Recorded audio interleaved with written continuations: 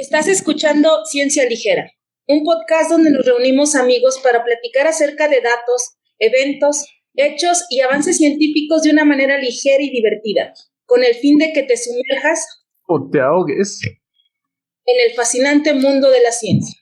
Ser el primer episodio, me gustaría introducirnos, presentarnos, aprovechando que es el episodio inaugural. Quisiera presentar al equipo de Ciencia Ligera, que nosotros somos 5 amigos que nos conocimos al cruzar los estudios de doctorado y de maestría en el IPCIT. Saludos a todos en el IPCIT.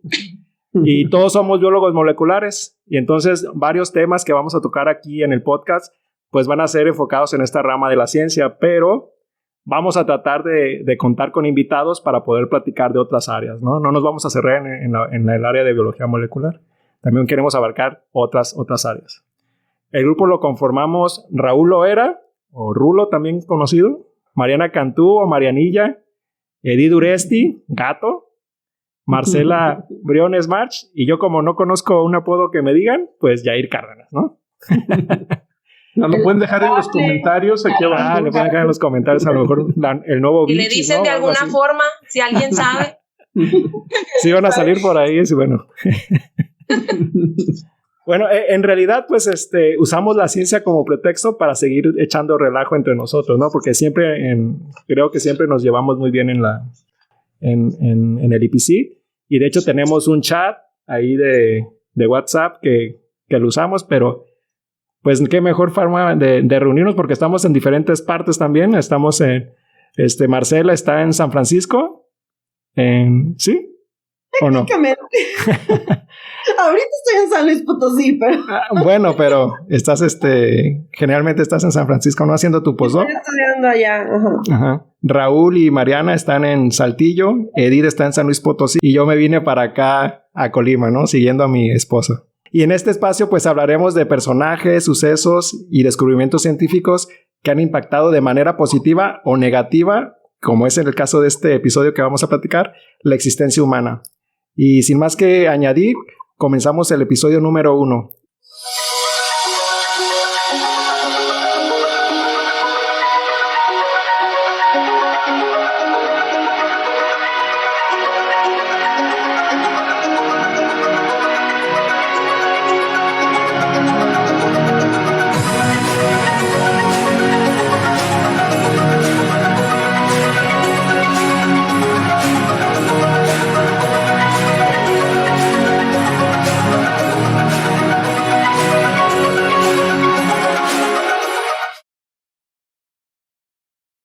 Generalmente, cuando piensas en un científico, piensas en personas que diseñan, planean y ejecutan experimentos para llegar a conclusiones que tienen el fin común de resolver problemas y ayudar a mejorar la calidad de las condiciones de la existencia humana.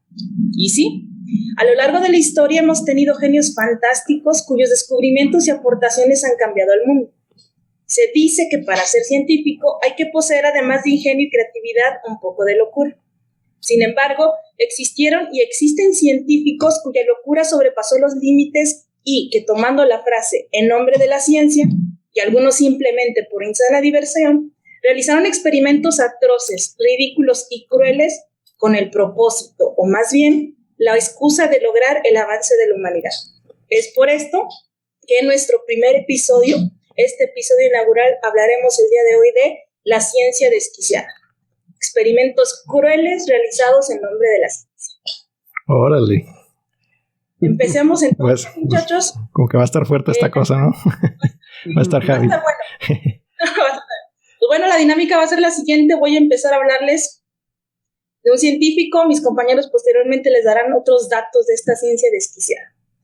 Y como primer punto, yo les voy a hablar de experimentos crueles llevados a cabo por el también llamado ángel de la muerte, Joseph Mengele. ¿Han escuchado hablar de él, chavos? ¿Cómo no? Sí, lamentablemente. Pues es que estuvo fuerte lo que hizo. Cruel el vato, ¿no? Bastante. De hecho, no se tiene así con certeza todos los experimentos que él realizó a detalle. No se sabe mucho. Se saben los experimentos, pero no se conocen a profundidad, porque obviamente, como todo científico, debió hacer sus anotaciones, sus bitácoras, pero las envió a sus colegas, a sus colaboradores, ya saben, ¿no? sobre todo el doctor von der Schau, que es uno con el que él colaboraba, pero después todos esos apuntes, esos documentos, esos partes anatómicas incluso, fueron destruidos. Entonces no se sabe así a detalle de los experimentos, pero ahorita les voy a mencionar algunos. Fueron muchos los experimentos crueles, les voy a mencionar algunos de los más crueles. Oye, Edith, ¿pero dejaron algo para la humanidad o nada más fueron crueles y no nos dejaron nada?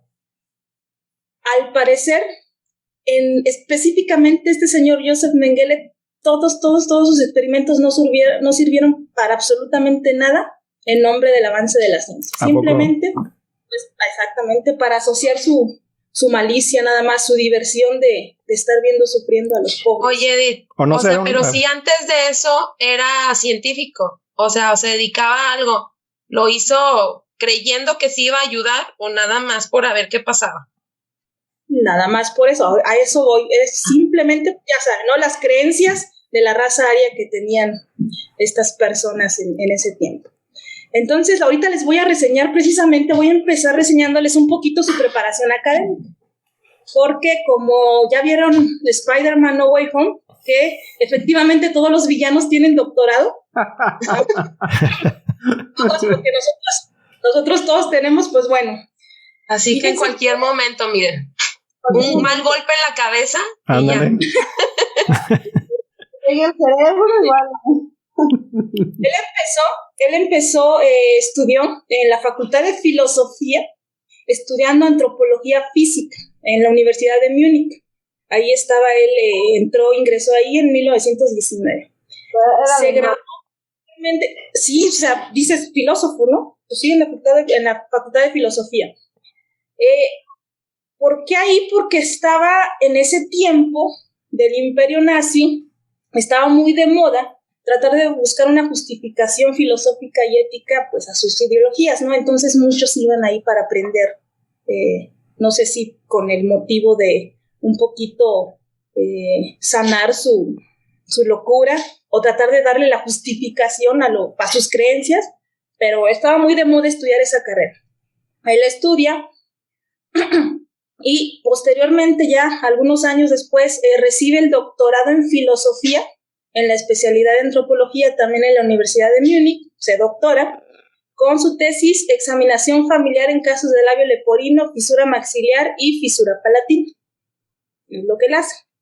Dicen, pues es filósofo, ¿no? Se le conoce como el ángel de la muerte y era un médico.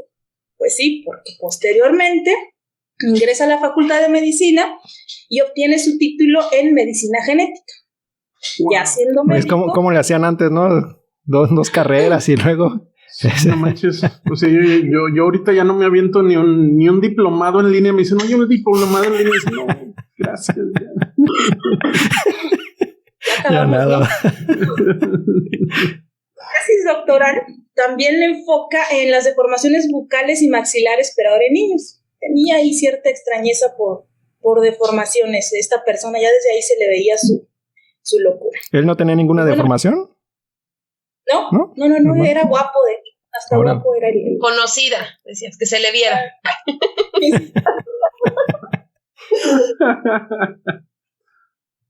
Ya para no hacerles el cuento más largo, ahora sí, llega él entonces, obviamente ya en la Segunda Guerra Mundial, ya saben, los campos de concentración. Él es designado al campo de concentración en Auschwitz, ahí como médico, como oficial médico. A principios de 1943, él personalmente se ofrece como voluntario, como Lagerarzt, que en alemán son médicos de campos de concentración. Había muchos médicos en realidad, en los que han leído acerca de esta situación, muchos médicos, ya saben todos los experimentos que realizaban, pero como que lo catalogan como si él era el médico más cruel y más sádico, y al parecer sí. Oye, Edith, perdón, ¿no será que también era como él el que llevaba las investigaciones y los otros médicos obedecían o había diferentes médicos a su mismo nivel y hacían experimentos a diestra y siniestra? Había muchos médicos que hacían experimentos crueles a diestra y siniestra, pero curiosamente, como siempre, pues le das la atención a este personaje. ¿Y por qué le das la atención a este personaje? Porque dentro de lo cruel, él era de los más crueles, los que hacían esos experimentos más cruel. Es como el entre los profes siempre tienes el que es más barco y el que es más gacho de todos. No, exacto. Sí, siempre con te el vas profe Marcelo, no. Exactamente. Que dicen por ahí, los rumores dicen que Edith sí es acá muy, muy fuerte, muy, muy dura. Cuando me hacen enojar nada más. Mariana es igual, Mariana también es bien estricta en sus exámenes. A ver que nos comenten sus alumnos, a ver cómo son las maestras. A ver. Mejor no lo hagan. No lo hagan. Ya. Bueno, puntos menos y comentan, ya empezó Mariana. No, chavos, ya saben que no. Bueno, entonces, se le llamaba el ángel de la muerte, ese apodo que tenía, porque él se paraba en la plataforma, ya saben, ¿no? Lo que decían que, cómo seleccionaban. Se seleccionaban en 3 grupos a los prisioneros, a los judíos, gitanos, etcétera, y los dividían en 3 grupos. Los aptos, ¿para qué? Ya saben, los trabajos forzados, ¿no? Las personas débiles, las embarazadas, niños que inmediatamente iban pues, a la cámara de gas. Y cuando llega este personaje, hay un tercer grupo en el que se selecciona a gemelos, enanos, y él se quedaba con este tipo de personas. ¿Por qué? Porque tenía una extraña fascinación por entender el mecanismo genético que permitía que los gemelos se formaran, y también con los enanos por las deformaciones. ¿Se acuerdan que su tesis estaba muy enfocada a sus gustos en deformaciones? Bueno, también con los enanos. Entonces, ahorita les voy a platicar de 4 experimentos que él realizaba con estas personas. Sobre todo con gemelos. Que en especial con los gemelos, ¿no? Como que cuando iban pasando por los campos de concentración, como que tenían la encomienda de los soldados de decir si habían gemelos y que luego los agarraran para llevárselos, ¿verdad? Y como que querían checar, o sea, era como un control, como sería como el mejor control, ¿no? A uno le hacía los experimentos y al otro lo dejaba como control, ¿no? Como tenía el mismo background genético, pues según él iba a dar buena información, ¿no? Así es, de hecho hasta se le iluminaban los ojitos cuando veía gemelos. ¿Qué onda con este cuate? Precisamente porque sabía que tenía suficiente material, entre comillas, para hacer estos y cuando terminaba, ya los mataba a los dos, ¿verdad? Así es, ahorita les voy a platicar de esto, precisamente, les decía, se le iluminaban sus ojitos, entonces a los gemelos, él se los llevaba a otro lugar, a su laboratorio ahí clandestino, donde obviamente hacía experimentos sobre, pues, todas las personas, pero su fascinación por los gemelos y los enanos, sobre todo los gemelos, y ahorita les voy a contar un poco de los experimentos que hacían los gemelos. Más que nada también porque él lo que quería, recuerden, era establecer la raza aria y pues quería buscar la forma también en que hubiera partos múltiples constantemente con la finalidad de darle velocidad, ¿no?, a la propagación de la raza aria.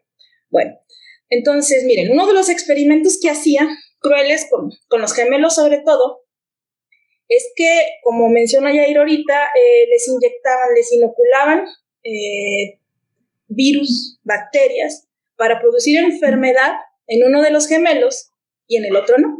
Entonces era su control, ¿no? Y el niño que tenía la enfermedad, obviamente lo dejaban, no le daban ningún tratamiento. El gemelo que sí tenía el inóculo ahí con la enfermedad, obviamente que fallecía, y cuando ya no estaba el gemelo, pues ya no servía a la otra persona para sus fines. ¿Y qué es lo que hacía? Los mataba. ¿Cuál era su método ahí para matarlos? Les inyectaba en el corazón fenol o cloroformo.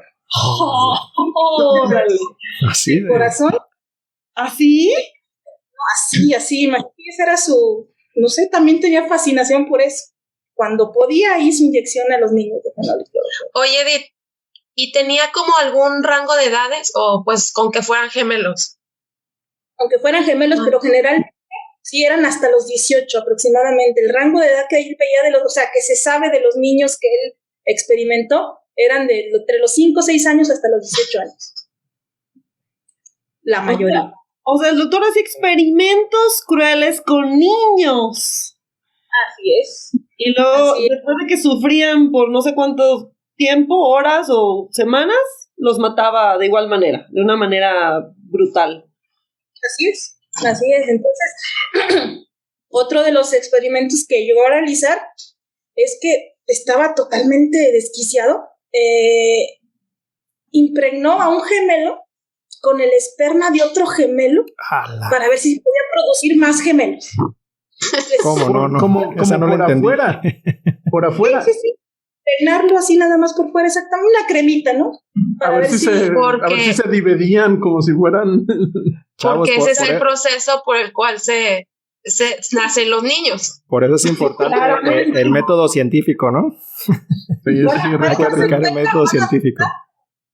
Pues para que van a darse cuenta que en realidad como que se le olvidaron todos sus estudios porque en realidad... Era médico, ¿no? Era médico, pero en realidad no tenía coherencia los experimentos. Ahorita les voy a platicar de otro. Entonces, alguna vez creo que también conecta el tracto urinario de un niño a su colon. Con otros niños lo que hizo fue coserlos por la espalda. ¡Oh, no manches! ¿Para qué? O sea, en realidad eso no tiene ninguna lógica, pero pues lo hizo con los niños y obviamente pues todos. Sin anestesia, lógico, y pues estos niños obviamente mueren.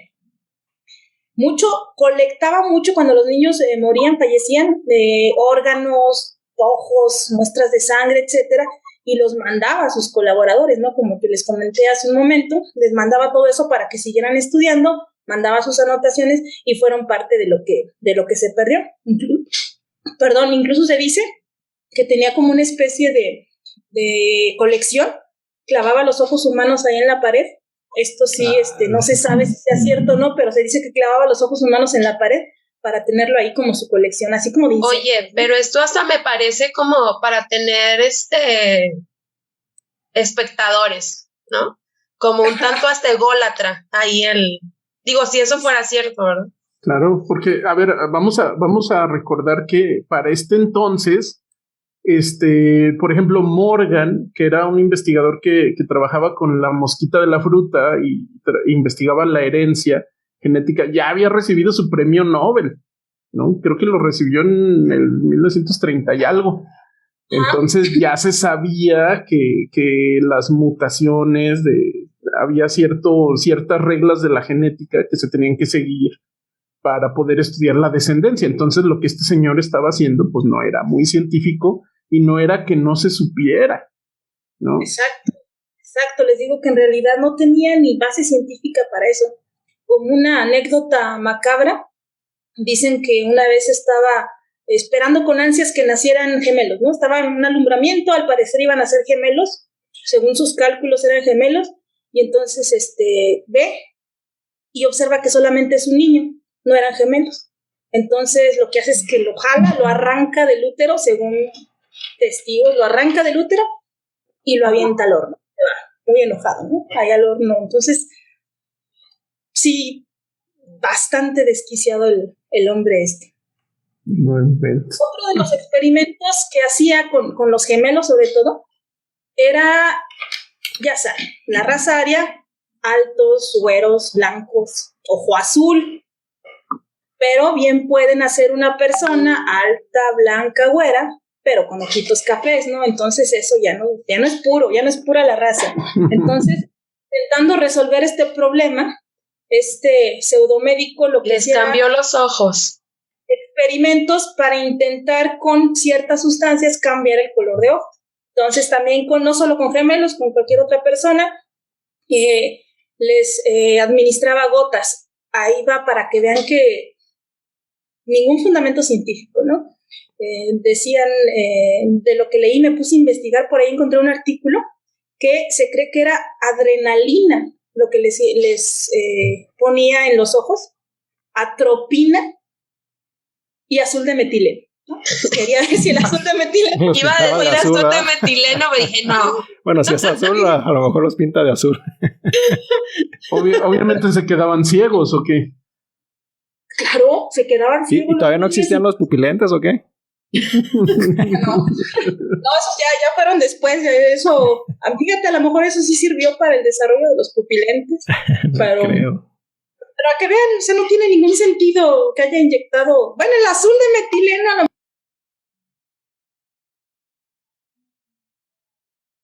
a lo mejor un niño sí podría decir, bueno, le pongo un colorcito azul y podrías pensar que el azul de metileno sí, pero en fin. ¿Pero por qué era azul o por qué? Sí. Azul, supongo que es colorante azul. Proteína verde fluorescente para los ojos de Hulk. No. Para la raza aria, incluso los ojos verdes no, tendrían que ser azules. ¿A poco? Ese es un dato que leí por ahí, si no, verdes no, azules. Esa era la característica o la regla que sí caía dentro de sus estándares. Bueno, les voy a hablar otro par de experimentos más para que pasemos a los siguientes experimentos crueles. En ese entonces se producía la sulfamida, ¿sí? El laboratorio Bayer, ¿no? La sulfamida empezaba a tener auge. ¿Qué es la sulfamida, Edith? Un antibiótico. Es un antibiótico. Entonces, ¿cómo vamos a probar ese antibiótico? Pues bueno, aquí están los conejillos de Indias. ¿Qué es lo que hacía entonces? Les inyectaba igual bacterias para, sobre todo, streptococos, clostridium, etcétera, en heridas. Les generaban las heridas, les inyectaban las bacterias y obviamente hacían una especie de incisión en las venas. Incisión no, amarraban las venas de tal manera que la sangre no pudiera fluir a la herida y así hacer que pues, se fuera infectando más, se fuera la herida haciéndose un poquito más grave. Incluso a veces les ponían ahí vidrio molido, madera que encontraban por ahí, polvo, para que la herida se infectaba más. Y entonces ahora sí, la sulfamida para ver si funciona. Nuevamente, obviamente se agravaba la infección y pues al horno, o ya saben, ¿no? Su inyección en el corazón. ¿Sí? Esto fueron el inicio de este antibiótico, pues fue en 1932 en los laboratorios Bayer, ¿no? Ya sabes, entonces empezaban ahí a... Oye, ¿y leíste algo si los laboratorios Bayer estaban como, conocían de ese tipo de experimentos y los suministraban? Al parecer, según lo que leí, no conocían ese tipo de experimentos, para nada, ¿no? O sea, ellos no sabían de eso. Y sí leí por ahí que se deslindaban por completo, que ellos no sabían. Pues sí. Pero, quién sabe, ¿verdad? Eso sí no lo podemos... Pues igual y tampoco van a decir, sí. Y en ese momento dile que no a Hitler. O sea, también. Claro. No, eso sí no lo podías hacer. Si te llega el presi y te dice, mira, voy a utilizar este compuesto para matar judíos, ¿cómo ves? Tú dices... No. Fíjense, aquí les voy a poner otra anécdota, ¿no? Para que vean a propósito de agradar al líder Hitler, ¿no? Una vez, al parecer hubo un brote de tifus ahí en el campo, y lo que hizo esta persona fue 507 hombres, 528 mujeres a las cámaras de gas, porque sospechaba que se iba a hacer ese brote. No es que estaba seguro, ¿no? Entonces los mandó 1,000 y tantas personas directo a la cámara de gas, ¿no? ¿Qué es lo que hace entonces los superiores? Lo condecoran con la Cruz al Mérito, ¿no? Por su contribución en la lucha contra las epidemias, ¿no? ¿Por qué? Porque era muy común en ese entonces que se generaran epidemias después, ahí por la Segunda Guerra Mundial. Entonces él evita eso, mandándolos a todos los sospechosos, o él creía, ¿no? Los manda a la cámara de gas, y entonces cuando le dan esa medalla, ya regresa a su casa, ¿no? Ahí con su esposa, bien conmovido, ¿no? Así, porque ahí le dieron el reconocimiento de su trabajo, mi devoción, ¿no? O sea, yo sé que el trabajo amenazaba su salud e incluso su vida, entonces que le den ese reconocimiento para él, así como que... ¿no? ¿Te imaginas el COVID-19 en esos tiempos? ¿Tantos sospechosos que había? Todos mandado no hubiera cabido ahí en ninguna cámara de gas. Imagínate. ¿Te imaginas? Vámonos a la cámara de gas, ¿no? Qué bueno. Gran parte de la razón por la que se expandió tanto la gripe española en 1918 es un poco porque ocultaron que se estaba dando las infecciones en los ejércitos, ¿no? ¿En el ejército? Esperen el siguiente capítulo de las pandemias de Ciencia Ligera, donde lo platicaremos. Que algo así similar pasó también con el COVID, ¿no? Que China no liberaba los datos hasta después, ¿no? Pero también lo platicamos en el de las pandemias. Bueno, un último experimento que les voy a contar. Experimentos que hacían con agua de mar. Intentaban en ese entonces tratar de potabilizar el agua de mar. Hacían una serie de ahí, le añadían compuestos químicos, así no pude encontrar qué es lo que añadían para tratar de potabilizarla. Y entonces, ¿dónde voy a probar si en realidad es potable o no el agua de mar? Pues obviamente otra vez en los campos de concentración. Lo que hacían es que a las personas que participaban en esto no les daban agua, por supuesto, pero tampoco comida. Lo único que les permitían tomar era agua de mar. Obviamente ya saben que pues empezaban a deshidratar, sí, empezaban a tener alucinaciones debido a la deshidratación, la cantidad de sal, imagínense que estaban ingiriendo. Y también otra de las personas que se cree que estuvo por ahí viendo, uno de los sobrevivientes decía que una vez vio a alguien limpió ahí el piso con agua y la persona inmediatamente fue a lamer, ¿no? A lamer lo que quedó antes de que se secara el agua de la desesperación que tenían por la necesidad de beber agua. Y obviamente ellos sí los dejaban, ¿no? Solitos. Fallecían de tanta deshidratación. Y de muchas otras cosas. Se dañaban los órganos, definitivamente. Pero bueno, entonces, cuando ya saben, se acaba la Segunda Guerra Mundial y ya saben que todos huyen, ¿no? Tratan de huir para evitar este juicio. Desafortunadamente esta persona sí lo evitó porque huyó a Buenos Aires. Huyó a Buenos Aires. Después de Buenos Aires se fue a Paraguay. En Paraguay, de hecho, dicen que adoptó el nombre oficial de José Mengele, ¿no? Que dicen que ahí oficialmente sí cambió su nombre a José Mengele. Y también se fue a Brasil en 1960. Dicen que ahí continuó haciendo experimentos, porque la fascinación con los gemelos era brutal, ¿no? Que ahí continuó haciendo experimentos y que incluso ahí en el sur de Brasil, en Cândido Godoy, se llama el misterio que tienen ahí, que es un pueblo que dicen que es donde existe la mayor cantidad de gemelos en el mundo y que creen que se debe a los experimentos realizados por Joseph Mengele, ¿no? Como el meme. Lo logró, el maldito lo logró. Ahí exactamente. Entonces, bueno, en realidad nunca lo atraparon.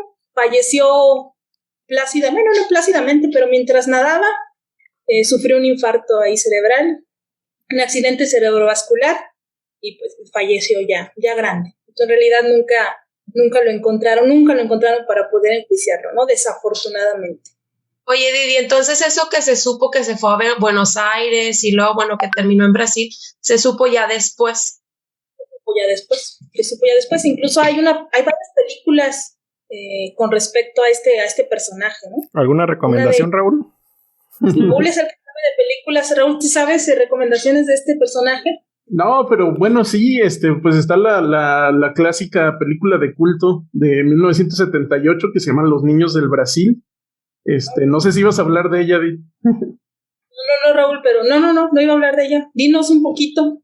Pues es una película de ciencia ficción, obviamente, ¿no? Pero la trama es, según esto, que el doctor Joseph Mengele está en Brasil y está presente en esta comunidad y es parte de una especie de sociedad que está intentando reproducir todos los eventos que dieron origen a la mentalidad y a la identidad de Hitler.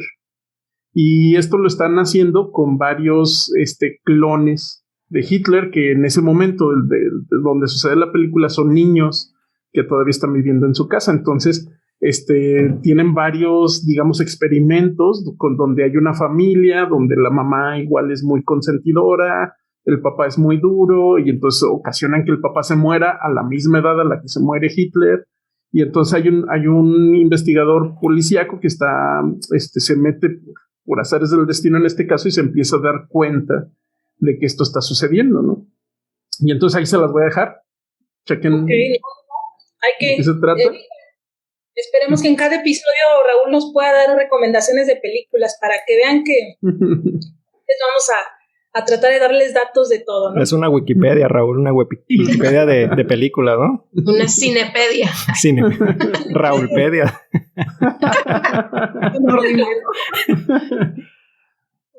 Y bueno, en realidad hay muchos más experimentos, muchos más, pero por tiempo y ahorita por estos les quise mostrar los que, a mi parecer, fueron de los más crueles. Ya después, precisamente, a lo mejor podemos dedicar un episodio completito a experimentos nazis, que no nada más implican al ángel de la muerte, sino a otros muchos médicos. Pero, ¿cómo ven? ¿Verdad que nada que ver? Ningún... Oye, y esos son los que están documentados. Esos son ahora, los que... A saber que haya otros que no se sabe. Como te comentaba, o sea, destruyeron muchos de los documentos. Seguramente, hay otros muchos que ni idea se tiene que ser. Y también hubo sobrevivientes de los judíos que sobrevivieron a todos esos experimentos y que pudieran contarlo, ¿no? Hay testimonios en YouTube también, ¿no? Sí, de hecho había un gemelas que cuando estuvieron en el campo, en uno de los campos de concentración, eran jóvenes. Y una de las gemelas, y se terminó la guerra, sobrevivieron, y luego una de las gemelas falleció por todas las atrocidades que le hicieron, que le inyectaron bola de químicos y demás, y la hermana empezó como a pelear como contra el gobierno para creo que, a ver si Raúl me ayuda, para tratar de darle justicia por todas las cosas que le hicieron a su hermana gemela o algo así. Y esta señora ya falleció, ya grande. Y ellas fueron una de las que pudieron documentar todos esos experimentos terribles. Sí, fueron las que mostraron las heridas que les habían hecho, ¿no? Y todo esto. Sí. De que les habían extraído partes de los músculos de las piernas. Sí, luego les inyectaban bola de químicos a ver qué les hacían, ¿no? ¿Qué efectos tenían? Sí, oye, pues... Perdón. Oye, adelante. ¿No vas a ocupar algún psicólogo o algo así? Como que estuvo muy fuerte esa cosa que leíste. Yo creo que yo ya estoy lo suficientemente loca porque si no me afecta leer. No sé por qué no me afecta mucho leer este tipo de atrocidades. O sea, me gusta mucho el gore y todas esas cosas. Entonces, a mí sí me afecta. Yo estaba así como con...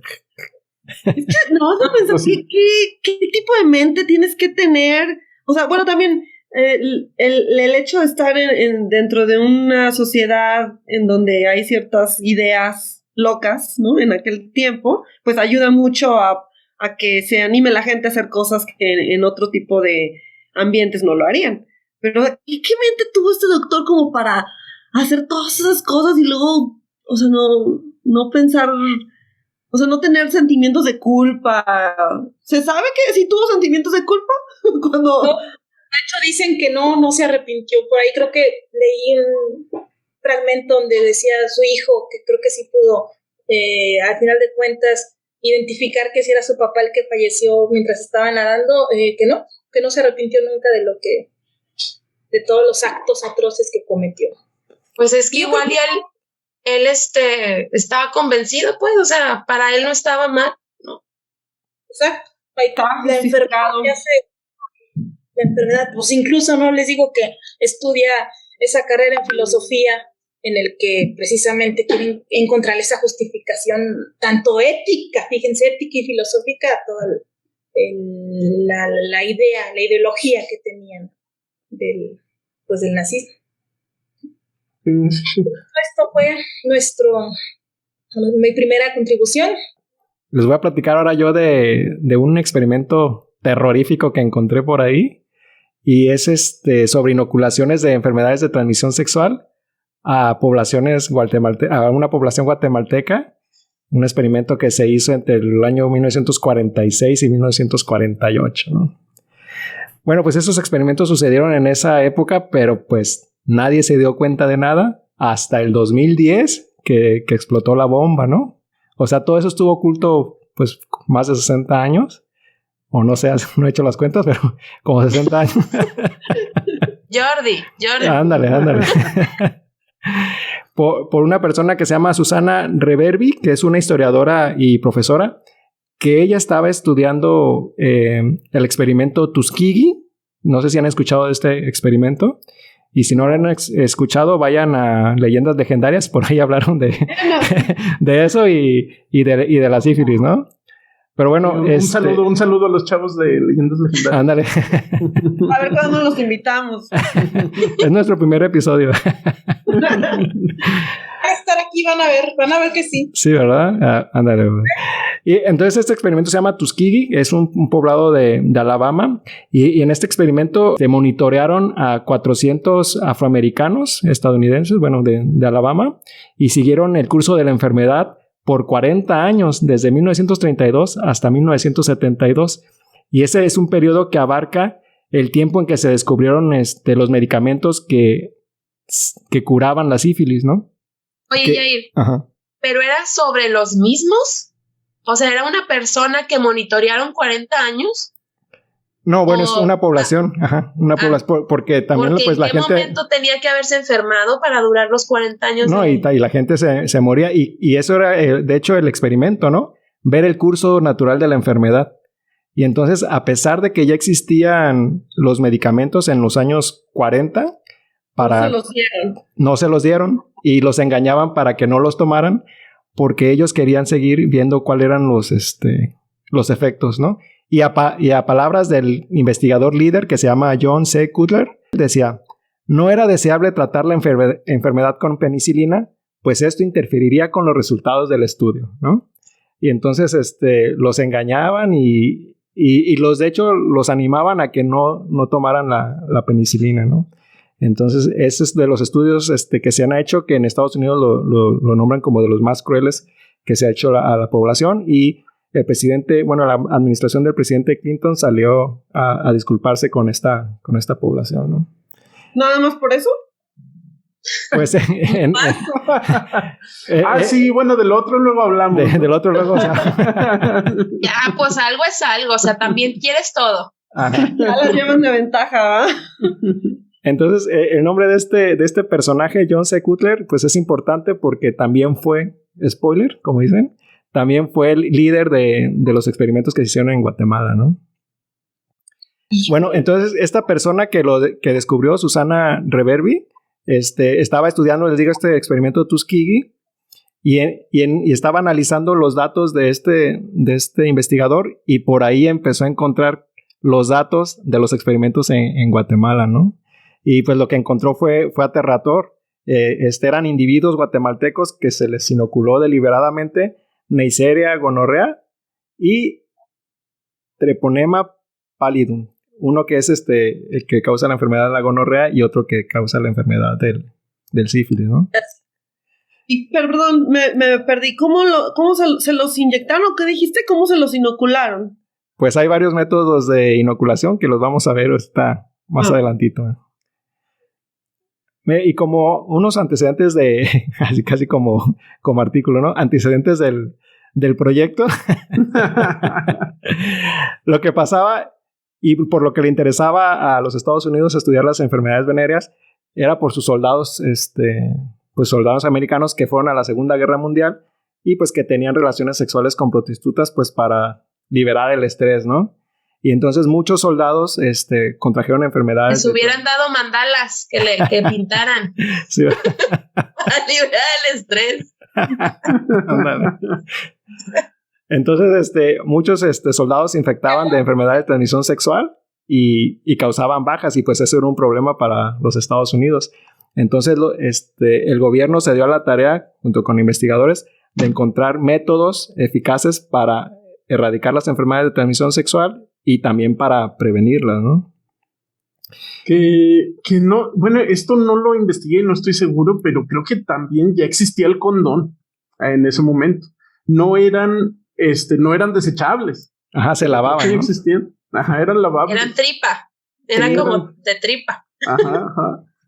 Pero bueno, imagínate, lo lavabas. Tenía sus beneficios usarlos también, ¿no? Pues mira, pasaba de generación en generación. Yo no lo usaría, la verdad. Y lleno, por eso tienes 2 hijos. Touché. El lavado, con cloro, tendido.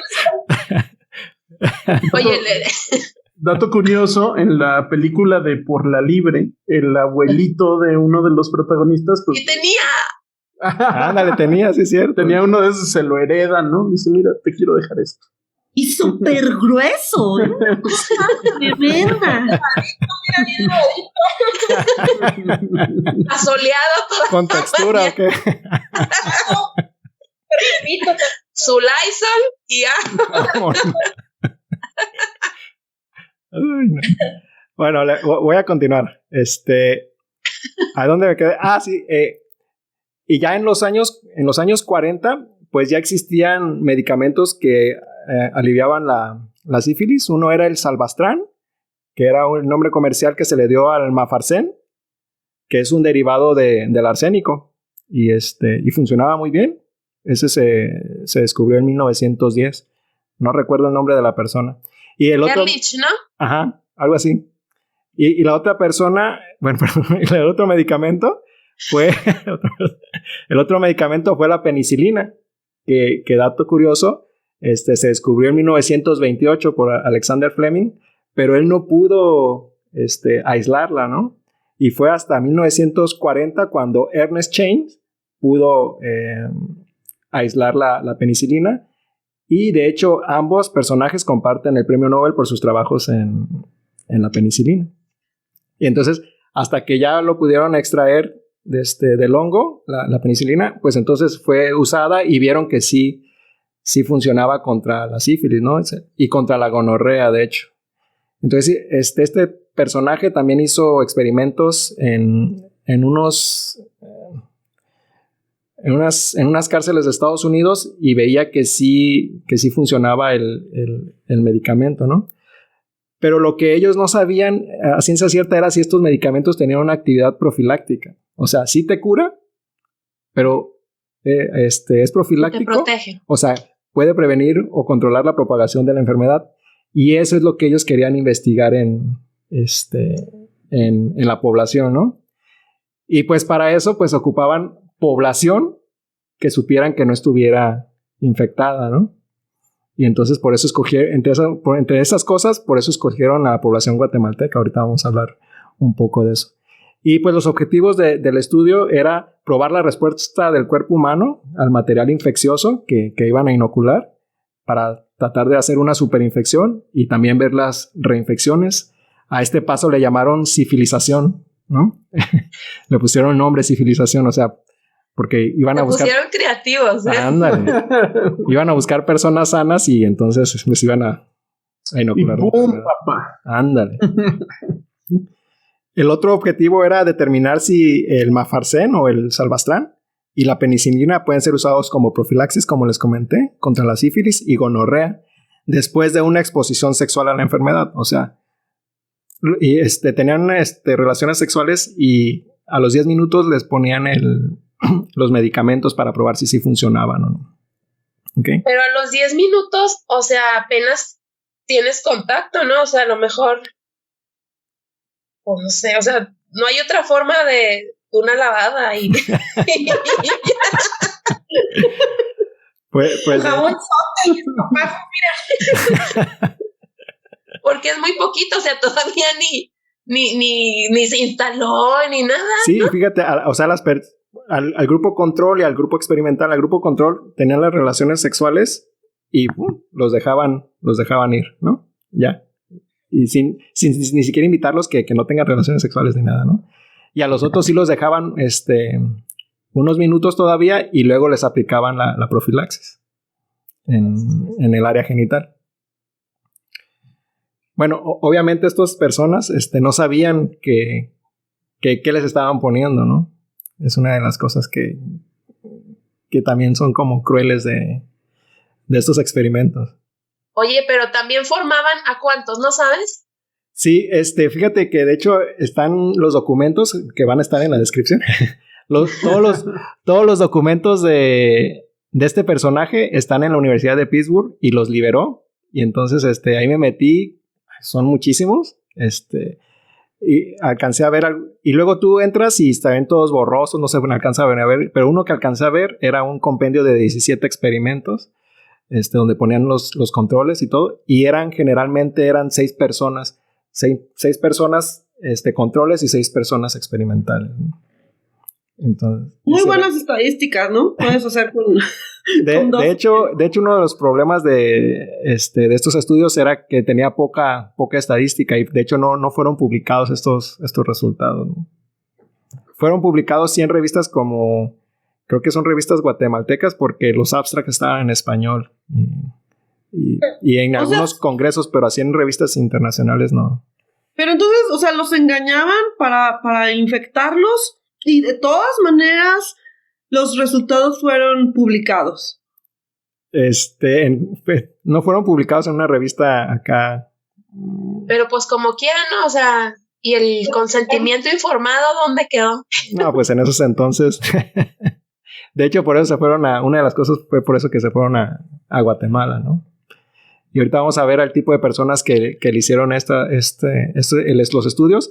¿Y por qué no podían dar, por ejemplo, un consentimiento? Eran personas, por ejemplo, de orfanatos. ¿Sí pueden dar consentimiento?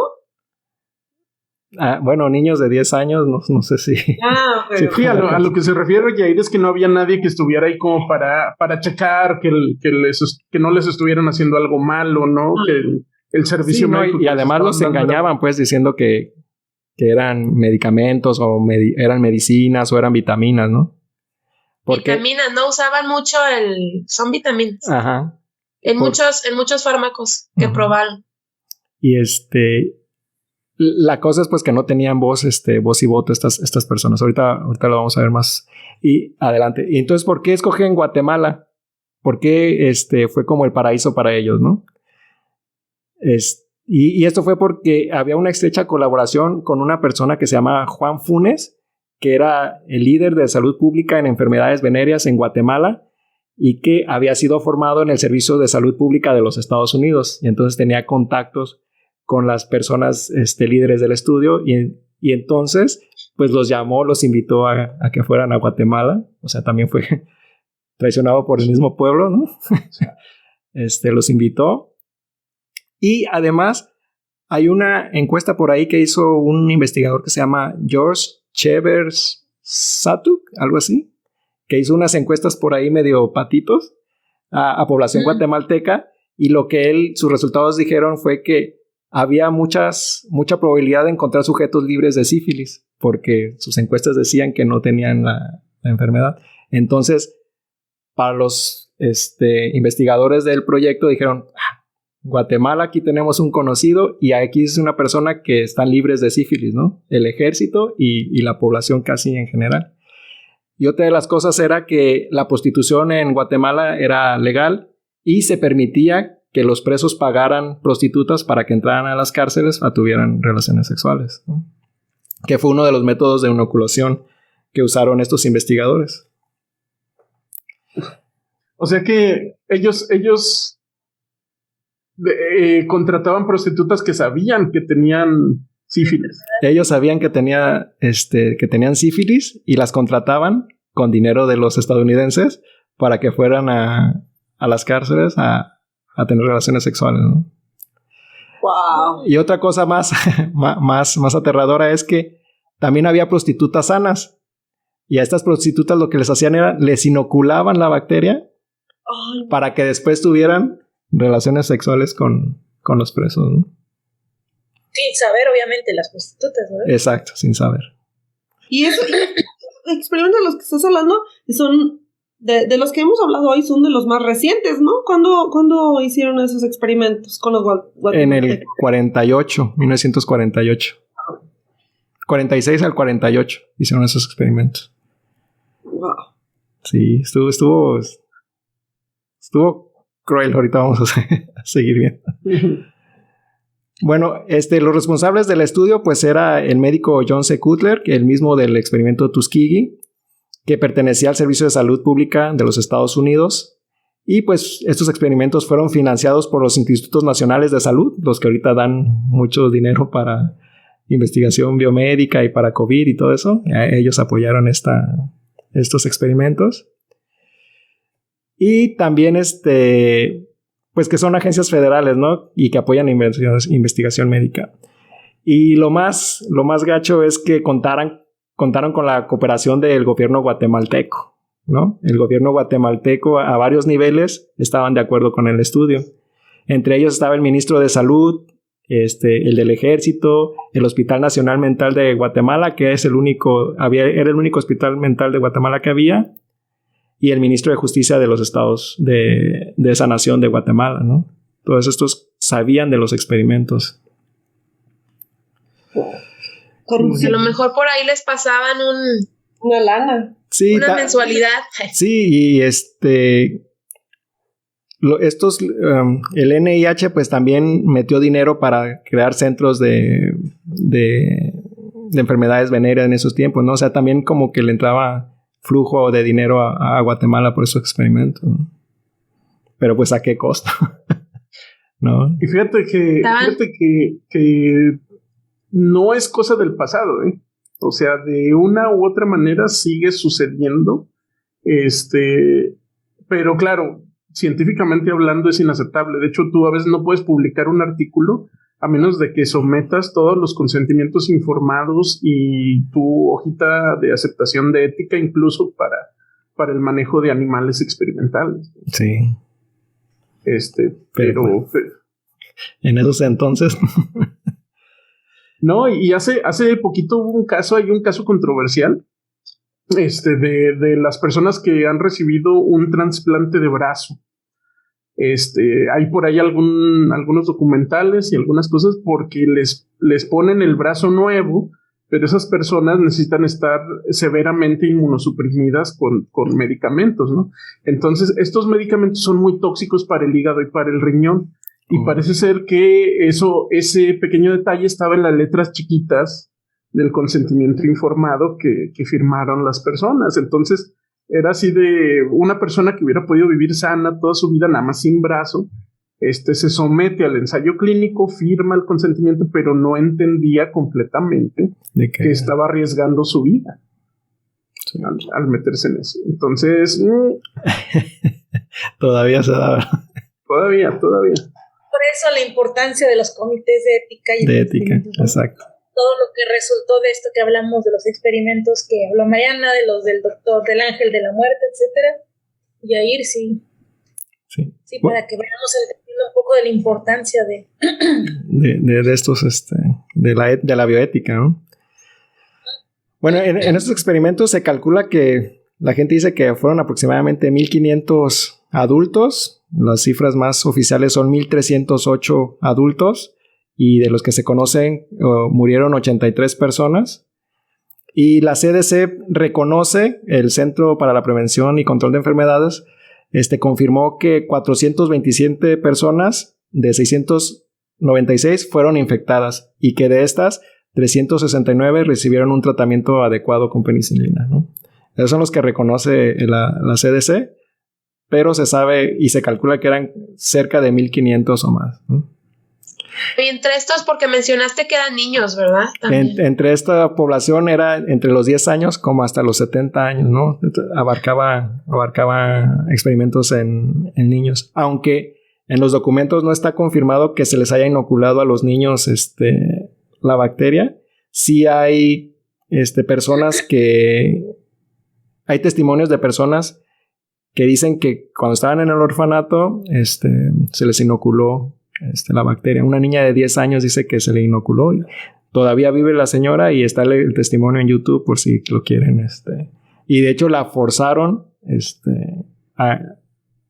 inocularon la bacteria de una manera desagradable. Que no quiero platicar, pero ustedes pueden ver el video en YouTube por ahí. Oye, pero ¿por qué niños? O sea, ¿para qué? No sabría decirte. Lo que sí sé decirte es que usaron, por ejemplo, a niños en los orfanatos porque donde me basé en el artículo de esta señora, dice que agarraban a los niños. Lo que encontraban es que las pruebas serológicas daban muchos falsos positivos y muchos falsos negativos.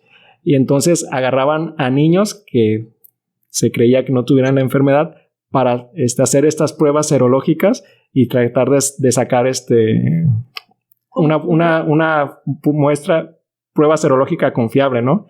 Entonces, te digo, oficialmente no hay nada de que diga que a los niños los infectaron, pero aunque sí hay testimonios, ¿no?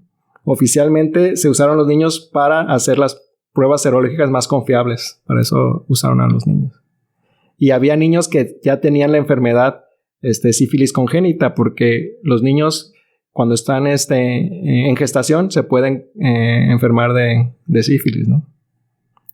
Y que es una de las cosas crueles también que pasaron con esos experimentos. Bueno, los resultados confirmaron que la penicilina y el Mafarsen sí eran efectivas para evitar el contagio, aunque tenían el problema de la estadística, ¿no? Y por eso no pudieron como publicarlo. Entonces, al final, esos experimentos como que un poco se fueron al caño, pero sí mostraron, en lo que se ve en los documentos, estos de los que ustedes pueden ver en la Universidad de Pittsburgh, sí se ve ahí los resultados de cada experimento. Yo leí 17 y de cada experimento ahí decía cuáles, si había protección o no y cuántos se habían protegido, ¿no? Y sí mostraban protección profiláctica los medicamentos. Bueno, ahora viene lo escalofriante de lo... Bueno, es de lo mismo de lo que ya hemos estado platicando, ¿no? Los sujetos de estudio en realidad eran personas vulnerables. Eran prisioneros, pues que los obligaban a recibir estos tratamientos, pero estos investigadores encontraron que muchos se oponían a los exámenes periódicos que les hacían, ¿no? Para checar si tenían la enfermedad o no. Y entonces optaron en dejarlos prisioneros e irse con enfermos mentales, ¿no? Como ellos ya no tenían como la capacidad de resistirse, entonces estaban ahí aislados en los institutos mentales. Y con ellos los probaron porque pues no ponían mucha resistencia, y de hecho les daban cigarros como compensación para hacerlos estos experimentos, ¿no? Obviamente ninguno de estos dio consentimiento de... Oye, y luego encima decía, no, y además no desarrollaron nada de cáncer ni enfisema pulmonar. También promoviendo los cigarros, ¿no? Pues, otras personas que fueron sujetos de estudio fueron soldados del ejército, y a estos pues dieron su consentimiento algunos, pero no les dijeron que era sífilis lo que les inoculaban, ¿no? Eran medicamentos, eran vitaminas, y pues así aceptaron, ¿no? Pero hay testimonios que la gente dice que les ponían esos medicamentos y que como a los 2 días, ya estaban súper mal y empezaron a salirle las llagas que salen y todo eso, ¿no? Pero ¿por qué no nada más utilizaron, o sea, los que ya estaban enfermos? O sea... Porque querían ver la profilaxis. Bueno. Por eso querían sujetos sanos, ¿no? Sujetos sanos que Y además también querían ver como la progresión de la enfermedad con inóculos más normales, que ellos le llaman, y un poquito más potentes, ¿no? Como checar la dosificación ahí del inóculo. Hay otra de las cosas que querían ver es la dosificación de la penicilina, cuánto era, por cuánto tiempo y cuál era la dosis para curar la infección. Pero entonces, por lo que entiendo, se animaron a hacer este tipo de experimentos con guatemaltecos más por el hecho de que querían como avanzar más rápido para proteger a los militares americanos. ¿Y por qué no lo podían hacer en Estados Unidos? Porque ya también en esos entonces ya se estaba develando lo del experimento Tuskegee, entonces estaban como... Pero ni siquiera para o sea, ni siquiera, o sea, no se justifica, pero ni siquiera para el bien común de la humanidad, de profilaxis contra la sífilis, sino que era más bien específicamente para mantener a los soldados americanos en buenas condiciones. Exacto, para que no causaran las bajas, ¿no? Wow.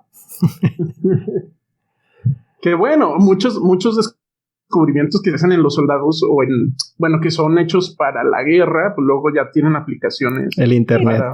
Para la humanidad. Internet. Pero por ejemplo, el radar. El radar surgió de la Segunda Guerra Mundial, y ya luego se aplicó pues a los vuelos comerciales, el GPS, todas estas cosas. Exacto. Sí, eso es. Bueno, ya casi terminamos. Otra de las cosas feas de este experimento pues eran las inoculaciones, de que ya les he hablado un poco. Pues los investigadores pues pagaban a prostitutas que sabían que eran positivas para sífilis o para gonorrea, para que mantuvieran relaciones sexuales. Y una mujer podía tener relaciones sexuales con 8 prisioneros en tan solo 70 minutos, ¿no? Entonces pues le iba bien también a la persona económicamente. A ver, ¿cuántos prisioneros en cuánto tiempo? 80 prisioneros o soldados en 70 minutos. 80 o 8. 8. Ajá, yo dije, no, 80 no. Wow. 8. Wow. Pero de todas maneras, ¿no? Estamos hablando de que cada soldado duraba como 10 minutos. Ahora Como das 9, cuenta. ¿no? O sea, si fuera así uno tras otro. No manches, está como, o sea, a lo que vas. Nada de que cómo te llamas. Nada. Luego. Y entonces tenían las relaciones sexuales y luego les aplicaban los medicamentos a los sujetos de estudio para ver la profilaxis. Otros de los experimentos que, como ya les conté, había prostitutas que estaban sanas y les inoculaban en el cervix la enfermedad, ¿no? Para ver qué pasaba de nuevo, casi, ¿no? In situ, en la aplicación. Pero los investigadores luego se dieron cuenta de que este método de inoculación por prostitutas no era como muy efectivo, y entonces pasaron a otro tipo de inoculaciones. Y fueron en el brazo, les inyectaban en el brazo, les decían que eran vacunas o que eran medicamentos, pero en realidad era el inóculo, ¿no? Les decían que eran vitaminas y etcétera. Y otras les sacaban el líquido cefalorraquídeo, luego les ponían el inóculo y luego les metían el líquido cefalorraquídeo otra vez como métodos más efectivos de propagación de la enfermedad, ¿no? Oye, Yair, de a tiro pensé que ibas a decir que le sacan el líquido de las rodillas.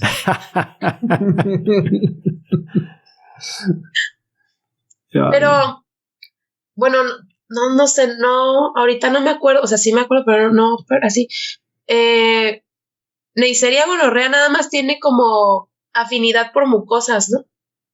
O sea, si te lo inyectan o inyectado, o sea, dice si tenía efecto. Porque según yo, esta tiene nada más afinidad por mucosas. Fíjate que ahí sí no investigué sobre eso. Lo que sí es que las inoculaciones eran de sífilis en ese caso. Ajá. Pues puede ser. Uh-huh. Y luego, bueno, cuando se inoculaban las bacterias de cualquier forma que ellos hayan elegido, no informaban obviamente a los del ejército, a los prisioneros que habían sido inoculados con sífilis, y entonces iban pues con sus esposas. Les dejaban un recado en el espejo de su baño. Bienvenido al mundo de la sífilis. Pues salían de los cuarteles, iban con sus esposas, tenían relaciones sexuales y infectaban a sus esposas, ¿no? Y pues sin saber que estaban infectadas por esto, se embarazaban y pues tenían hijos con sífilis congénita, ¿no? Y hay un caso de una persona que se llama Marta Pérez, que fue contagiada por su esposo, que era un militar, y de hecho perdió un bebé por sífilis congénita, y otra de sus hijas tiene retraso mental. Y de hecho ella y varias personas están hicieron una demanda contra el gobierno de Estados Unidos, pero pues resolvieron negativamente, entonces no les compensaron ni nada. Ese reportaje está ahí en proceso, por ahí lo encontré. Y bueno, este es el experimento de sífilis en los guatemaltecos, ¿no? Estuvo cruel, sobre todo porque pues no había consentimiento de las partes. Pues eso, ¿no? O sea, que no sabían. Así es. Porque pues si sabes, dices, bueno, pues van, a lo mejor por dinero o por algo, pues lo hacen. Como Homero Simpson. Y venga. Y pues eran personas vulnerables, que es lo que más duele, ¿no? No se pueden defender. Que siempre es así, ¿no? Siempre, ya sean judíos o personas de minorías o personas Mexicano. con baja educación o animales que tampoco pueden decir Y sí, nada. sí me hizo pensar si los mexicanos habremos sufrido algún tipo de experimento de estos. No sé. Seguro. Bueno, hay muchos reportes y bueno, esto es medio anecdótico, ¿no? No nos vayan a demandar, por favor. Tratamos de hacerlo mejor, sí. De esterilizaciones, ¿no? Que en el sur de México, sobre todo en comunidades indígenas, daban a luz, les hacían la esterilización, le ligaban los ovarios a las mujeres sin su consentimiento, ¿no? Para que ya no tuvieran hijos. ¿Hijos o algo así? Sí lo había escuchado. Bueno, ahora ¿quién continúa? Creo que Marcela, con sus perritos. Ahora les voy a hablar, yo les voy a hablar de dos experimentos que todo el mundo conoce, o por lo menos es muy fácil que los encuentren en YouTube. El primero es el cirujano científico Sergei Bryukhanenko, algo así, le vamos a decir Sergei también. Sergei, vamos a decirle Sergei. Sergei, era un cirujano en los 20s. En los 20s en la Unión Soviética, lo que ahora es Rusia, y lo que hizo él se volvió famoso solo por uno de los tantos experimentos que hizo, en donde experimentaba con perros, y lo que hacía era cortarle la cabeza a los perros y tomar la cabeza y tomar pues las arterias, las venas que conectaban con el cerebro y con la cabeza en general, y las conectaba a una máquina que él inventó, que le puso el nombre de autoyector. Entonces con eso la madre. 2000. 2000. Bueno, me encantó el nombre, autoyector. Y lo que él trataba de hacer era lograr que la cabeza del perro sobreviviera, o entre comillas, el perro estuviera entre comillas vivo, y debido a que la máquina le ayudaba a bombear sangre que irrigara el cerebro, principalmente. Entonces, ese fue uno de los experimentos que él estuvo haciendo en los años 20, más o menos, allá en Rusia. Y la sangre, esta máquina lo que tenía era como dos bombas que hacían, que digamos que aventaban, digamos, la sangre, o La bombeaban. La bombeaban, gracias. La bombeaban, pero ya venía oxigenada y ya venía a una temperatura acorde a la temperatura del perro, digamos, 37 grados centígrados o por ahí, ¿no? Oye, March, antes de que le sigas, o sea, ¿él trabajaba con algo de trasplantes o algo así? ¿O nomás vio pasar un perro y dijo, ¿cómo se verá con dos cabezas? No lo dejaba dormir el perro. Vas a ver. La idea de este doctor y de otro del que también voy a hablar era la idea de poder tener máquinas o un sistema artificial en donde pudieras mantener vivos, en el caso, bueno, a futuro, digamos, a los humanos, ¿no? Y también hablan un poco de que querían hacer como un trasplante de cabeza, lo cual habría que ver cuáles eran las razones o los beneficios de tener un trasplante de cabeza en humanos, que no creo que hasta el momento haya ningún beneficio al respecto. Oye, espérame, si a mi cabeza me la pasas al cuerpo de Brad Pitt en la película de Troya, un beneficio para ti. Sin problema. Sí. Firmas, dices, el conocimiento. Un poquito de papada aquí, pero... Sí, pero... Bicolor. Bueno, ya una bronceada y ya, mira. sí, hombre, pero poder lavar la ropa aquí. Ponemos azul de metileno en los ojos, güey. Entonces ya cuando, no es que haya hecho, de hecho lo pueden ver en YouTube, es muy fácil, o sea, trasplante de cabeza, le ponen el uso y probablemente aparezca el video, y es un video pues un tanto grotesco, cruel, que si le preguntas a la mayoría de la gente va a decir, está mal, no es ético, es totalmente, pues, sí, o sea, es una crueldad para el perro que está usando, ¿no? Pero aparte ni siquiera hizo una vez, o sea, para poder lograr, porque no les comenté lo que pasó, bueno, ya conectó al perro a esta máquina, al autojector, y entonces trató de ver si el perro estaba vivo, entre comillas, y entonces con una lámpara checaba los ojos se movían y reaccionaban. El perro podía mover el hocico, la mandíbula, le dieron de comer queso, se lo tragó, obviamente que... Se le cayó. Le salió. Perdón, perrito, perdón. Por la tráquea y a la cama en donde estaba recostado la cabeza del perro y ya, ¿no? Pero digamos que él lo que decía era que su máquina que había inventado había logrado mantener al perro vivo y el cerebro estaba funcionando. Después de 2 horas, creo, el perro, la cabeza del perro ya no puede ser estimulado, ya no reacciona a nada, y entonces es cuando él dice, bueno, ya se murió.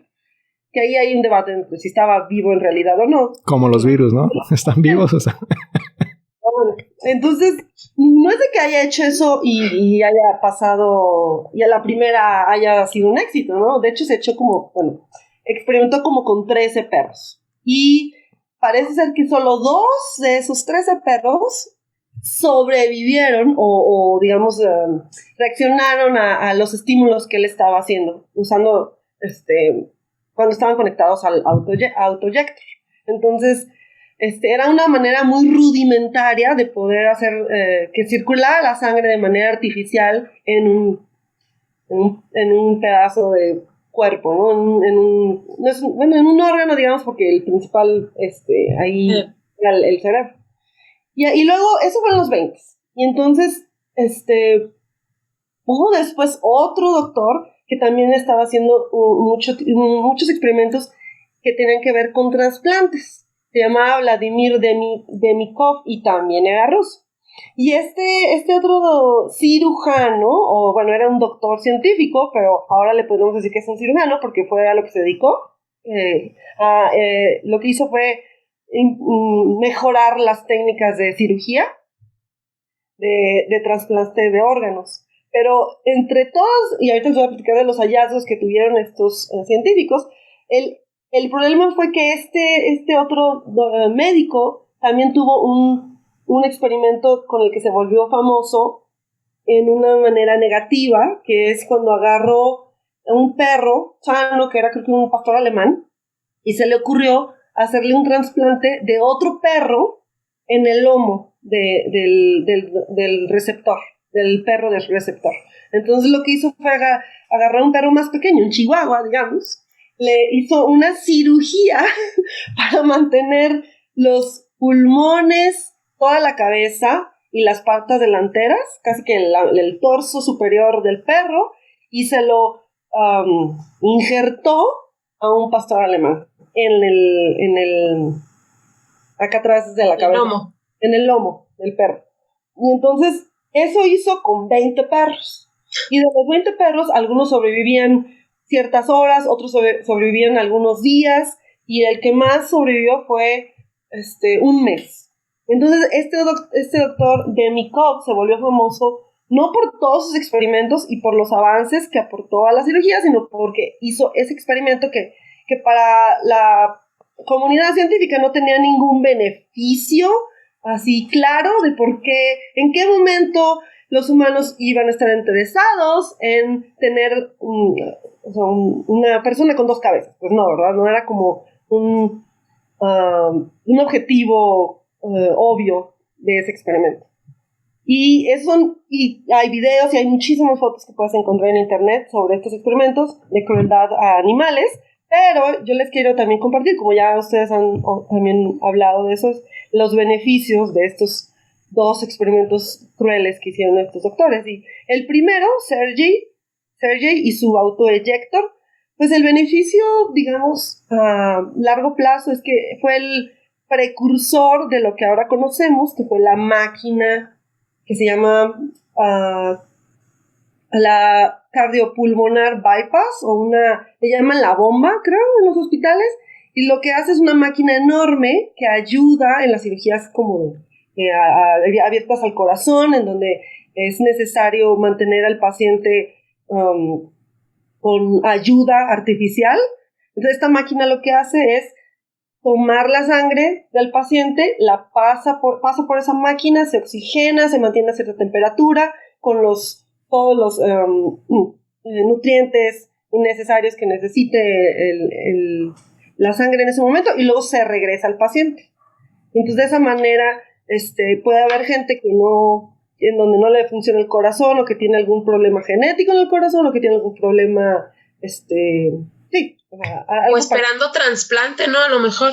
Y entonces así mantienes, otra vez entre comillas, vivo al paciente con ayuda de esta máquina. Entonces Sergei Bryukhanenko fue, digamos, un precursor de ese tipo fue el inventor que dio pie después a este tipo de máquinas que ahora se usan de manera común en los hospitales. Y Vladimir Demikov y sus trasplantes también de cabeza no fueron, bueno, ese fue como el experimento más raro que hizo, pero en realidad se le atribuye también el preámbulo que hizo a los trasplantes de corazón. Él fue el que hizo muchos trasplantes de corazón entre perros, y después en los 60s el doctor Barnard, que trabajaba en Sudáfrica, fue el que hizo el primer trasplante de corazón en humanos, gracias al libro que Demikov escribió sobre todas estas técnicas, de los detalles de cómo hacía las cirugías. Porque imagínense, o sea, un trasplante de corazón, de cabeza o de cualquier otro órgano implica que lo más simple era, bueno, tengo que conectar este cable, esta arteria de este paciente o de este perro con esta otra arteria de este otro perro. Entonces, lo primero que tuvieron que saber cómo hacer era poder como fusionar las arterias, las venas, todos los, digamos, cables que tenemos. Para ¿Qué iba con qué? Fluir la sangre. Vale. Y bueno, y si hablamos de los trasplantes en general, pues obviamente estos perros no sobrevivían mucho tiempo, principalmente porque si lograban que hubiera un flujo de sangre sin coágulos, etcétera, el problema con el que se enfrentaron después era el rechazo de los órganos, ¿no? Pero después, como ya sabemos, con el tiempo eso ya aparecieron o se inventaron medicamentos en donde ahora ya puedes hacer un trasplante de corazón, ya te dan medicamentos y tu cuerpo ya no rechaza ese corazón.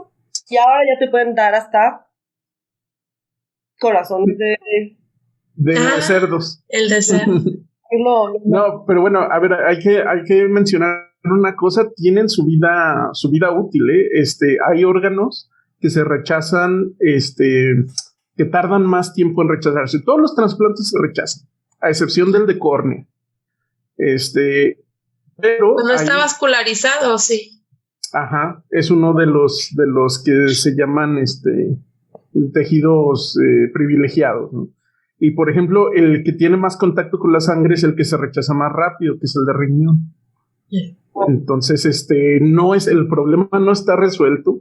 Todavía hay mucha investigación al respecto y de nuevo todos los pacientes que tienen trasplantes tienen que tener de una u otra manera un grado de inmunosupresión. De todas maneras, su expectativa de vida, digo, bueno, antes del trasplante pues obviamente era muy corta, ¿verdad? Pero de todas maneras, si ves, si revisas a través del tiempo cómo estos trasplantes han sucedido, los del corazón, que son unos de los más importantes, pues la gente, la primera persona que tuvo el trasplante de corazón en los 60 falleció a los 18 días después de tener el trasplante, pero fue por la situación de que eran cirugías nuevas y apenas está conociendo cómo proteger al paciente para que no rechazara el corazón, etcétera, ¿no? Y el que acaban de hacer en enero de este año, según yo, es un trasplante de corazón de cerdo que está genéticamente alterado para que no sea reconocido por el humano y lo rechace. Y entonces ya lleva varias semanas con un corazón de cerdo. Hasta ahora pareciera que es... ¿Los transgénicos sí sirven? Otro episodio para hablar de transgénicos. Pero digamos que la conclusión de estos dos doctores, que por cierto no les dieron mucha... no les aplaudieron sus experimentos, y toda la gente lo que va y se mete a ver es, pues, piensa que fueron crueles, ¿no? Totalmente crueles. Y yo creo que sí fueron crueles, pero tuvieron un lado positivo a largo plazo en las cirugías y en los trasplantes. Bueno, pobres perritos. Acá no nos Oye, comemos pero es en que tacos, también, bien manchado se fue con, cabeza y corazón. Se hubiera empezado con una mano, o sea, Eso de que hablaste, Marcela, me recordó, ¿sí han escuchado hablar de Mike, el pollo que vivió sin cabeza como año y medio? No. Era pura payasada. No creo que o sea, porque sí se quedan, bueno, eso me lo contaba mi mamá, que mi abuelita cortaba las gallinas, les Y cortaba corrían. y seguían corriendo. rato, pero ¿Meses ya? ¿Años? Esa persona cada vez agarraba uno nuevo, o sea, le cortaba a uno nuevo y decía, mira, aquí está, todavía vive. No, es que era uno nuevo cada vez. Como Dewey, que sacaba sus pescaditos cada vez ahí. Pues sí. Oye, pues sí, a los pollitos que pintan en el mercado se mueren bien pronto. Ahora sí les cortan la cabeza más. Pues que crecen rápido, pues, y pues para el caldo. O sea, no los dejaban así tal cual, ya está sin cabeza y ya, sino sí le inyectaban solución ahí para que según mantenerlo con vida. Que de alguna manera cicatrizó. No sé si es cierto que de alguna manera cicatrizó y le estuvieron ahí. ¿Me acordé? Ahorita que del experimento del perrito de el Mike, que vivió 1 año y medio, mira, sin cabeza. Ahí hay fotos, luego buscan en internet. Luego nos pasas la referencia, el DOI, para checar el artículo. Bueno, entonces terminamos con Raúl. A ver, Raúl, ¿qué nos preparaste? Híjole, pues es que ya están muy cansados, chavos. Voy a hacer la historia cortita. Sí, cortita. Yo les voy a platicar de de aquella vez en que Bayer le recetó heroína a los niños. Ahora, la farmacéutica. La farmacéutica Bayer. Miren, esta historia va muy de la mano con la invención de la aspirina, pero el chiste es que el digamos, inventor, que en realidad no es el inventor, sino era como un poquito como Steve Jobs, ¿no? Como el que promovía el producto al mercado, que es Heinrich Dresser, un alemán. Estaba probando un compuesto que él ya conocía, que era derivado precisamente de la morfina. Y este compuesto era tan potente y era tan, pues, digamos, tan efectivo cuando lo probaron en animales, que por eso le pusieron el nombre de heroína, porque se suponía dos cosas. Primero, la palabra héroes o héroe del alemán significa como fuerte o potente, ¿no? Y este compuesto era como 50 veces o 70 veces más potente que la morfina. Y la otra era que se pensaba que iba a ser una droga milagrosa, ¿no? Entonces esta droga iba a ser el héroe de todas las drogas. Entonces, por eso se le conoció como la heroína. A ver, siendo justos, en ese entonces el mundo necesitaba mucho de una droga que pudiera tratar la tos, porque la principal enfermedad en 1890, más o menos 1880, era la tuberculosis y la neumonía. Acuérdense que en este tiempo pues no había antibióticos, ¿no? Todavía no se había inventado el antibiótico. Entonces, si tú tenías tuberculosis, pues la tos, simplemente la pura tos te debilitaba y te causaba muchos problemas, ¿no? no te permitían vivir. Entonces, hasta ese momento, lo único que se conocía para tratar la tos era la morfina, precisamente. Entonces, pero ya hablamos de los efectos nocivos de la morfina, y entonces, cuando empiezan a utilizar este compuesto de la heroína, ven que pues es muy efectivo para calmar la tos, obviamente porque lo que hacías era drogar a los pacientes, ¿no? Entonces estaban tosiendo y pues ya se les olvidaba la tos. A gusto, ¿eh? A dormir. Oye, entonces, nomás lo dejo, ¿eh? Alguna vez tomé codeína para la tos porque sí, nada Ajá. me funciona. En aquel entonces estaba la morfina y la codeína. La codeína todavía se utilizaba para eso de la tos, pero había unos tipos de tos que no se resolvían con codeína, que solo se podían resolver con morfina. Entonces ahí era donde entraba la heroína como un tratamiento.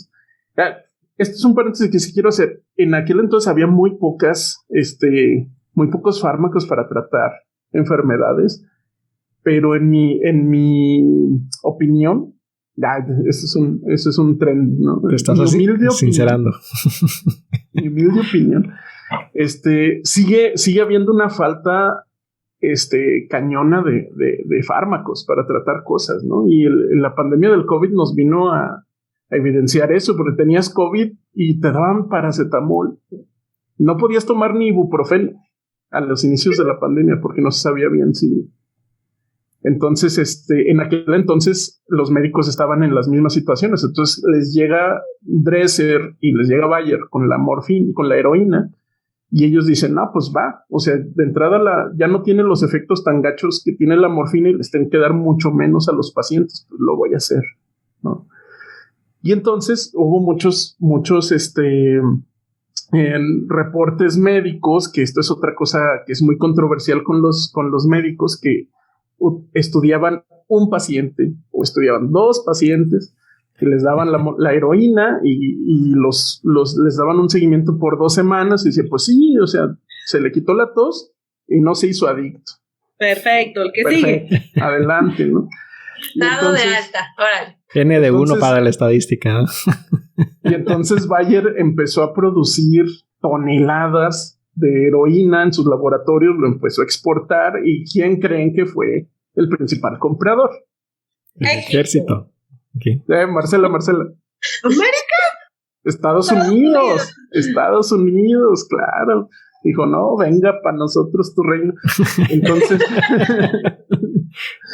Entonces, pues para 1900 ya había una epidemia de drogadicción, ¿no? Porque resulta que además la síntesis de la heroína, que creen que es más barata que la síntesis de la morfina. Entonces, luego otra cosa que pasó, que se utilizaba, como la morfina se utilizaba para los pacientes de tos que luego se hacían adictos a la morfina, a alguien se le ocurrió, bueno, ¿por qué no le doy heroína? ¿No? Para ver si le puedo controlar la adicción a la morfina. Y sí, efectivamente, ya no buscaban morfina. No quería morfina. No, quería heroína. Y Bayer haciendo su agosto, ¿eh? Y Bayer, entonces, todo esto, aquí la controversia viene de que en los albores de 1900 ya estaba una epidemia de drogadicción y ya se habían visto los efectos nocivos en Estados Unidos y en Inglaterra, ¿no?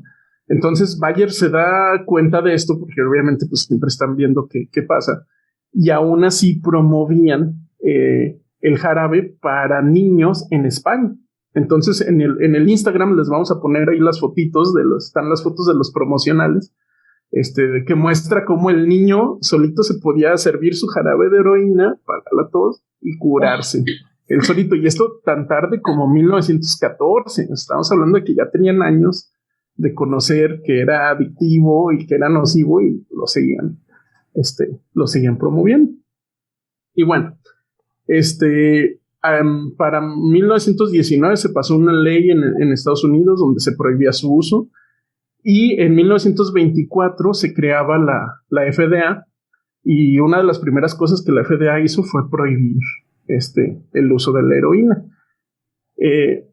Cosa curiosa, todavía es legal en Gran Bretaña, en Inglaterra, utilizar la heroína para ciertos casos, ¿no? Entonces, Inglaterra es la que utiliza el 95% de la heroína legal en el mundo. 95. 95%. Ellos nada más. No más. ¿Para qué lo utilizan generalmente? ¿Para Pues, fines recreativos? No, es para tratar Médicos, enfermedades sí. terminales o ciertas... Okay, sí, Bueno, pero ese 95% de la heroína legal, a comparación de la heroína ilegal, yo creo que ha de ser Nada, sí. nada, una cantidad muy pequeña a comparación de la heroína ilegal. Y entonces, bueno, aquí está el detalle, ¿no? En 1924 es también el año en el que se muere Dresser. Y Dresser se murió de un derrame cerebral, que se le hizo un coágulo que se le reventó y se murió por eso. Pero se sospecha que él, desde que se dejó de trabajar para Bayer, se hizo adicto a la heroína. Él mismo, ¿no? Porque él era de las personas que probaban sus compuestos en él mismo. Entonces, como que ya viendo la historia de Mariana, como Frederick, ¿verdad? Era un trending topic. Era algo común. Nomás porque no había TikTok, sino dice, bueno, voy a probar esto, ¿no? Sí, ¿no? Y pues la ironía es que Dresser igual y no se hubiera muerto si se hubiera dado una dosis diaria de su otra droga, que era la aspirina, que resulta que se conoce que pues disuelve los coágulos y previene que sucedan este tipo de cosas. Y pues tan. Interesante. Órale. Pero es que la aspirina o el ácido acetilsalicílico no le daba el... Claro. Le iba a dar acidez. No le iba a dar el arriba que No le caía al estómago. Es que tenía gastritis. No, pues sí. Y bueno, pues yo creo que con esto cerramos. No sé si alguien quiere agregar algo de conclusión. Yo creo que ya cerramos porque ya se hizo largo esto. Sí, pues vamos a ver vamos a ver cómo nos va con esto. Ya saben, chavos, tenemos redes sociales en Instagram, en TikTok, en Twitter, en Facebook. Si no pronuncié bien Twitter, no me importa. Y en YouTube vamos a subir este podcast y también en Spotify esperamos subirlo también. Entonces ya saben, chavos, denle like en todo lo que puedan, suscríbanse a todo lo que puedan, se los agradeceremos y mucho. Nos encuentran como Ciencia-Ligera casi en todas las redes, ¿no? Sí. Así es. Y ahí dejen los comentarios, ¿no? De qué les pareció, qué podríamos mejorar. ¿De qué les gustaría que platiquemos? Así es. También. Bueno, pues gracias, chavos, por unirse a este proyecto y vamos a ver si sigue adelante y si pega, ¿no? Bueno, eso ha sido el episodio 1 de Ciencia Ligera, que se tituló Ciencia Desquiciada. Nos vemos hasta el próximo capítulo. Hasta luego. Adiós. Bye.